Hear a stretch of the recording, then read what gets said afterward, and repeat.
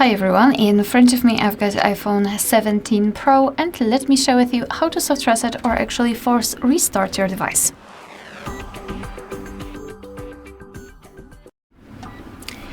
So this operation will be extremely useful, especially if for some reason your device stopped working properly, it does not respond to your touches, the screen froze and you have no idea what to do and you cannot tap on anything or manually power it off.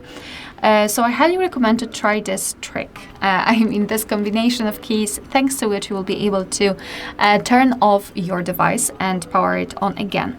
So all you have to do is to basically press the volume up button, volume down button, and then press and hold the power button until you'll see the black screen and then the developer's logo. Then you can release the finger. So let me try to do it and let me show it to you. So volume up button, volume down button, and press power button. As you can see, we've got this option slide to power off, but let's ignore it completely. Keep pressing the power button.